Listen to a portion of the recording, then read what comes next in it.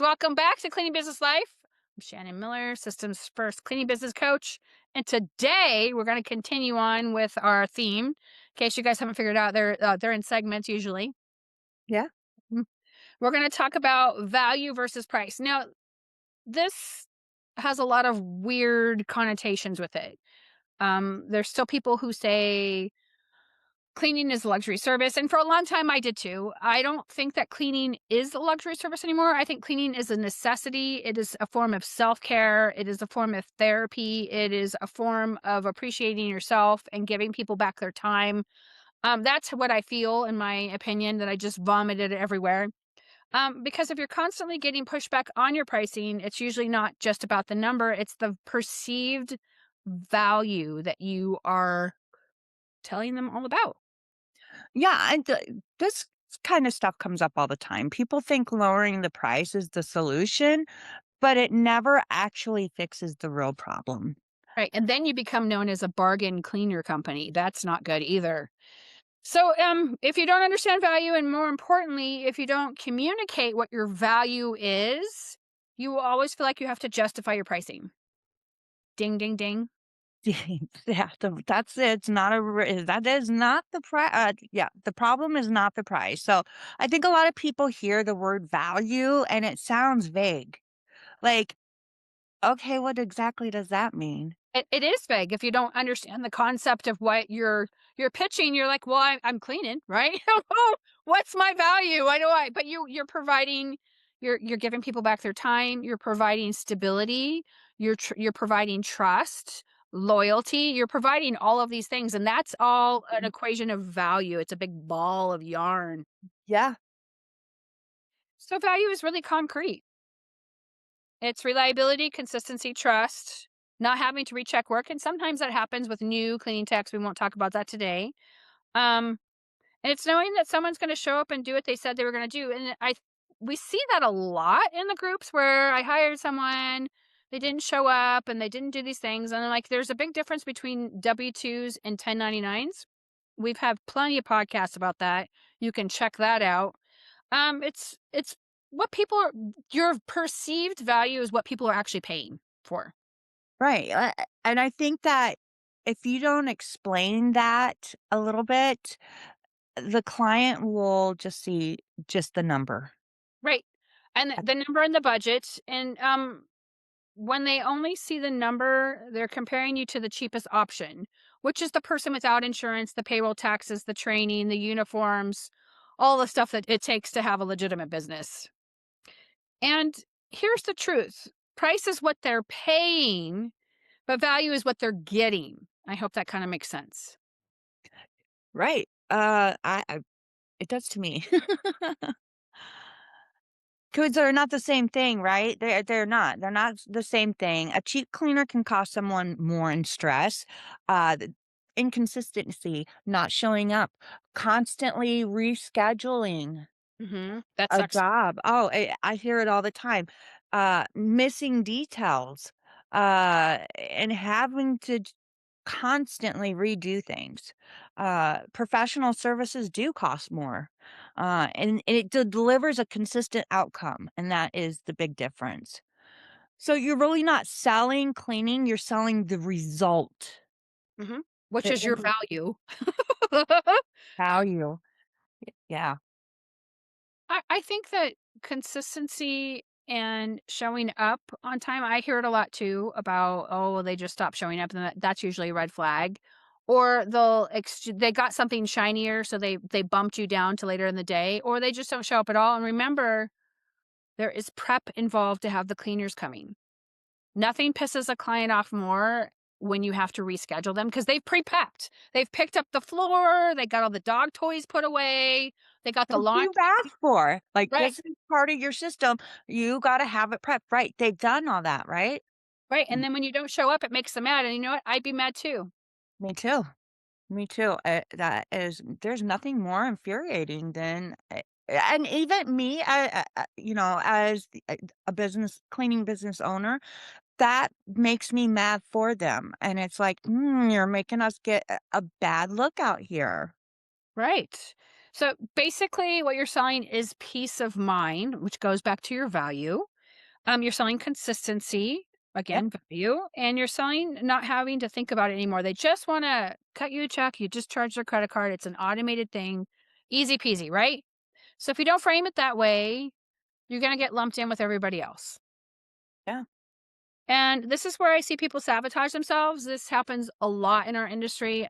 Self sabotage, imposter syndrome. It sneaks in when you're least expecting it, and you quote too fast. I've done that before where I'm like, "Oh, I think it's going to be a buck 80." And then I get there with the cleaning tech to like walk through and do a meet and greet cuz sometimes they require it or whatever. And I'm like, "Oh, this isn't going to be the buck 80." Or you Yeah. forgot to mention the full built out basement you also want done plus the casita. Yes. Minor detail, that's not gonna be a buck 80. So they don't explain the scope, they don't understand the dirt code, they, soften the number, or they overgive the job before it starts, so that instead of getting a regular maintenance cleaning, you, as the cleaner, give them a top to bottom deluxe cleaning because you feel that that's what every single person deserves, and if they deserve it, then they need to pay for it. There's a fine line of where you feel comfortable with what you're giving. And you'll never be able to scale if you give everybody a detailed cleaning versus a standard regular maintenance cleaning. It'll just be you all by myself. Yeah, and doing a deep clean every single time Right, you are cleaning, and there's no difference between a deep clean and a standard clean. right. Like you said, you can't scale because you'll never be able to bring on somebody to hire because you have sat there and groomed your client to expect that. Yep, you trained them. So, Uh, and then at that point, it becomes about price because, Susan is here 5 hours and 5.5 hours every single time. And you came in and said it was going to be this price and you're here for 3.5 hours. Well, that goes into production rates and knowing what the difference is scope, right? Top to bottom has a different scope versus regular maintenance. Again, that's the value that you're providing. So if you don't clearly define what's included, what's not included, clients will fill in the blanks. And they do it, they don't do it to be mean. They're just trying to figure out what they're paying for, right? So that's yeah. where scope creep starts. That's where resentment starts. And that's where burnout starts. And never, never, never. I saw a post this morning about someone who was burnt out and I felt really bad. I'm like, air hugs, right? Because we've all been there. We've all Yes, done it to you ourselves. know. Yes, been there. So here's the part that people miss. Value has to be communicated. So if you don't tell them the right words and phrases, you're not going to sell the value. And you may know that you're doing a good job, but they're not going to know because you're not telling them. If your client can't see it, hear it, or feel it in your process, it doesn't help you. You're hurting yourself. You might as well just go, oh, I shot myself in the foot, right? Value Yep. shows up in how you walk a property. Again, you need to be in our last segment, you need to be uniformed. I was telling the audience how I couldn't find a uniformed logo shirt because I haven't been on an in-person bid in, I don't know, a couple years. How you explain your service, how you set your boundaries, and how you handle add-ons. I mean, these all are four biggies. Yeah. Um, Even doing something as simple as saying we don't spot clean cabinets, we do a full-on wipe down of cabinets or add-ons, especially if they have 15-foot ceilings, right? Because then you have to get on the ladder, a lot of ladder work up and down, and that's value and boundaries working together, And that's where people get nervous. right? And that's why they stay stuck. Nobody wants to stay stuck Nope. because they're afraid to lose the sale. And then it becomes a personal thing. And even when the sale is not a good fit, then they're like, well, how come I didn't get it? And then you start to obsess. And then again, imposter syndrome kicks in. Well, it's a self inflicted thing. It happens all the time. Oh, yeah, and that imposter syndrome does not go away. Nope, I get it. Still to this It day. And comes Jamie hears in about it. I'm like, oh my God. I So I it happens to all of us, even biggies like myself. Mhm. So stop apologizing, explain your scope, stop bundling extra work for free just this one time. It's just this one time. And talk about outcomes, not just tasks. Like your house is gonna look amazing. If your house is known for your cleaner, which Jamie is getting ready here to fully launch pretty soon, maybe it's the smell, maybe it's the perception of the clean and the smell. And then understand that not every client is your client. Not every person who calls you and wants to wave money in your face, because not all money is good money. And that last one is huge. That's huge. It's not a flex, you guys. That is not a Right. flex of, "Well, I'm fully booked and da da da da." Well, whenever you say that, that means that you don't value what we're talking about. You are the cheapest cleaner in town. And if that's what you want to be, hey, by all That's means, fine. in it.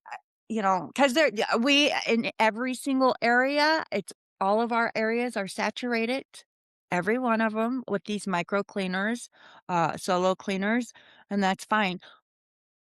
We're just not that one. You know, if you wanna be that, that's fine, but that last one that you were mentioning, Shannon, was huge, so, um,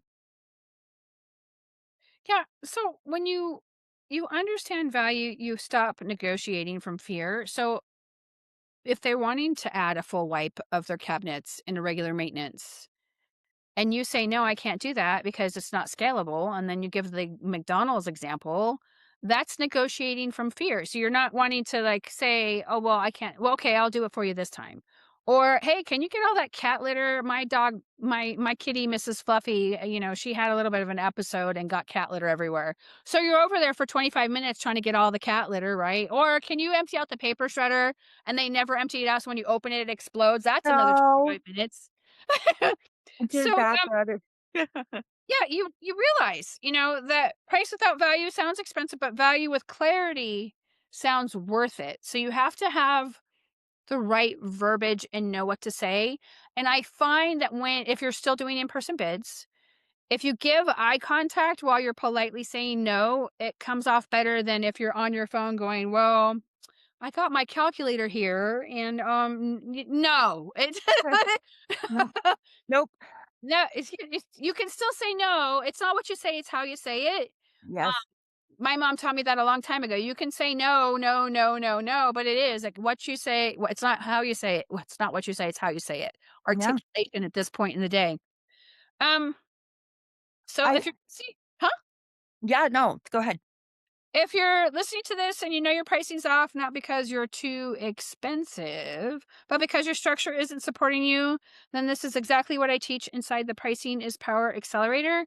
That's actually going to start pretty soon here in the month of April. I'm very excited for this. Well, so am I, because this is the first I've heard of this. I'm sorry. Hold You're on. totally fine. Stop the script.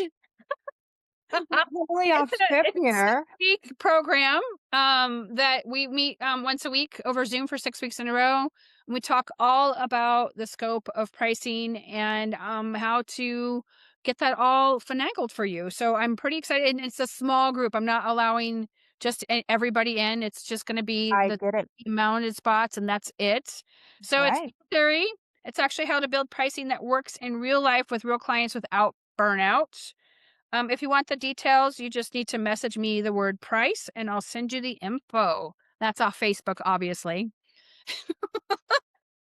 I'm excited for that one. So I want, if anything has hit home with you in this episode, you guys, send it to someone who's still undercharging or, over delivering.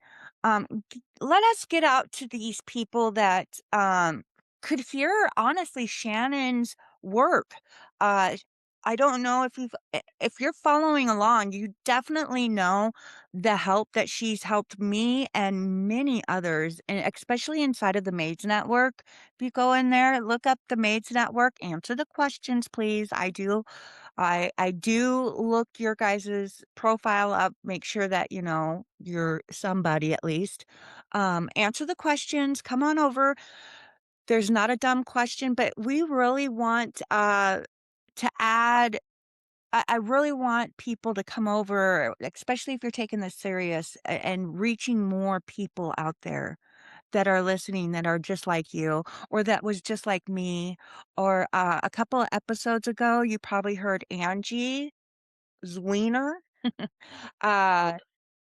We were both students of Shannon's, and she helps a lot. So, share, like, subscribe, all the things, and we will see you in next episode, and have a great day. See you next time. Bye.